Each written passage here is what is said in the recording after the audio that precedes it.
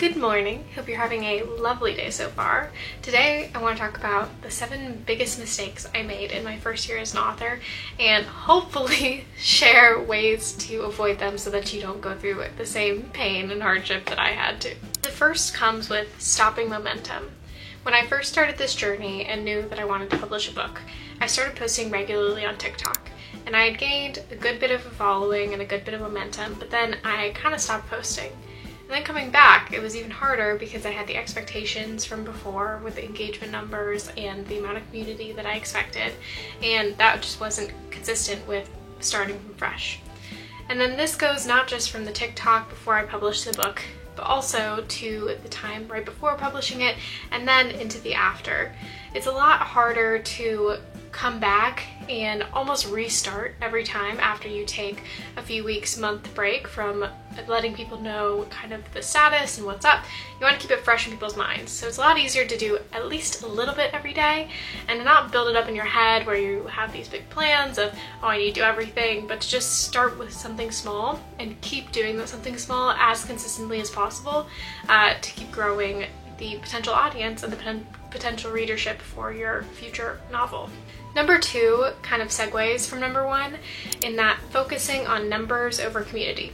So at the height of my author TikTok account, I had around 11,000 followers, which I was very proud of this number, but when I look back in reality, I don't know how many of those converted to real readership that was genuinely interested and in fact interested enough to not only follow me and laugh at the little jokes I made, but also to then convert into a real buyer of the book, reader, and somebody who would want to review it and recommend it to their friends.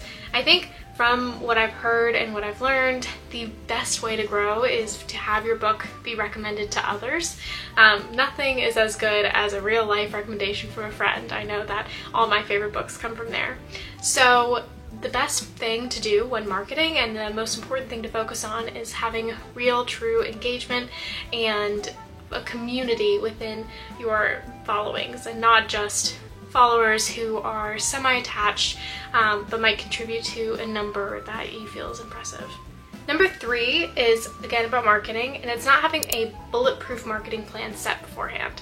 So there are so many moving parts that come with publishing your book, whether it be getting the final edits through, making sure that it's set up correctly on different sites and that the cover is right, and all of these different things come together into the one final product.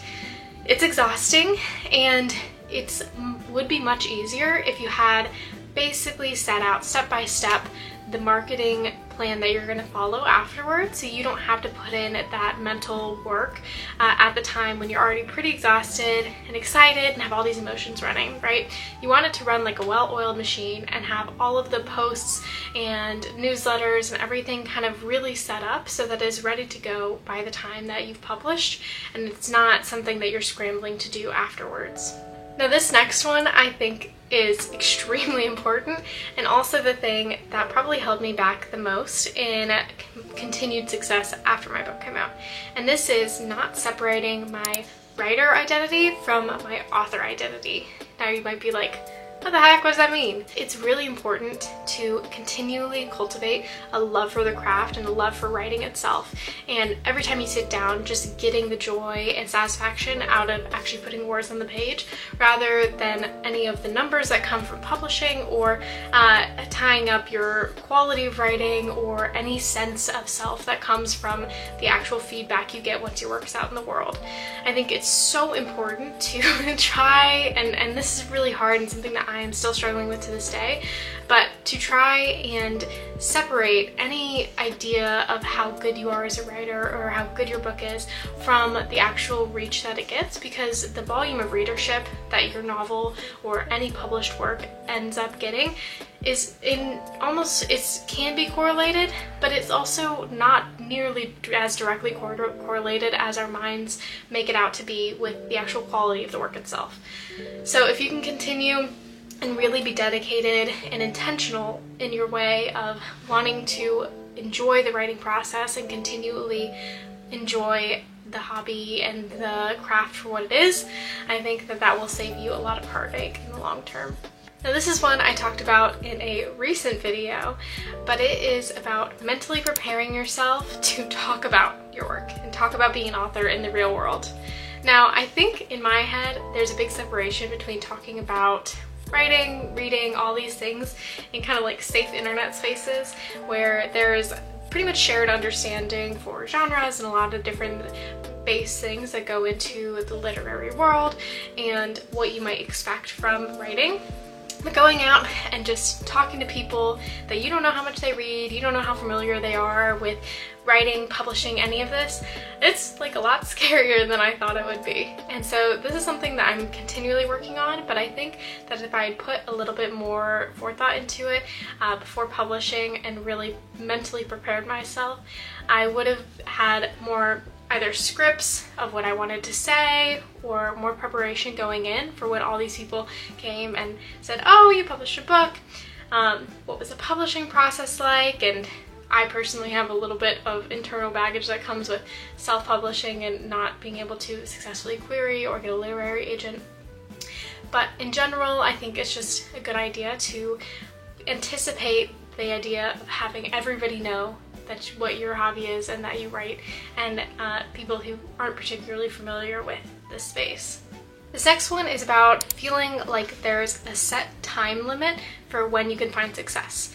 So for me, I think that felt like about 3 months. I had a particularly bad situation where immediately after publishing, I got a concussion, and so any of my ideas and grand plans about marketing and ways that I could make this book seen in the world were thrown out the window, as I basically had to sit in a dark room and do nothing.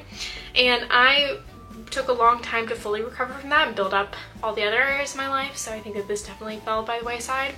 And in my brain, I don't know where this came from, but I feel like there was a certain limit, like 3 to 4 months is when the book would make it or not. That was it. It was kind of an all or nothing mentality that did not serve me and definitely isn't what's reflected in the real world. Now it is true in a lot of publishing and traditional publishing that that's the most important time is when a book just comes out and that you really need to push it, but as the industry evolves, we're seeing a lot more books find success 2, 3, 4 years after they're published, especially indie books that might not have had the marketing dollars behind them that somebody would with a traditional publishing house. So I think broadening your idea of what success could look like and the timeline of what success could look like is really helpful and going to serve you much better in the long term rather than thinking it's all over after a certain number of months. Now this last one's a bit of a cliche. You've heard it before, I've heard it before, I heard it before this, and I felt like maybe if I had thought about it enough and I was secure enough in myself that I would not fall prey to it like all the other people who inevitably do, but it's about comparing yourself. Now, I've done this in a multitude of ways, whether it be looking at Instagram, looking at book deals people get, or the success of their indie books, things like that. But I think I struggled to have a positive mindset, especially with kind of the struggles I went through with marketing after the book was published and things going on in my personal life. It was really difficult for me to not look at these different success stories and wonder whether my success not being the same or the exact level of theirs meant it reflected on the quality of my work, which it does not. But I think in trying to connect with people and trying to look at other authors for sources of inspiration and sources of community, I definitely lost sight of my core value and the end goal, which is that I want to write something that people like. I want to write something that makes them laugh, makes them smile, that makes them think, and that's really the end product of all of this for me, is that connection between myself and my work and the end reader. So it doesn't really matter the scale, number, all of this. It's just about having something that I made, making someone's day a little bit better. And so making that my North Star definitely helped a lot in those feelings of jealousy, which didn't serve me and definitely don't serve anyone else. And so I think that was one of the biggest changes that I made to make publishing process and honestly life as an author from now on into eternity much, much better. If you made it to the end, thank you so much for being here. I hope you found some of these tips helpful. And if you have an additional tip for something that's helped you either as a writer or as an author, please drop it in the comments below. I'm always looking for new advice and new ways to connect with people in the community. So thank you very much, and I'll see you in the next one.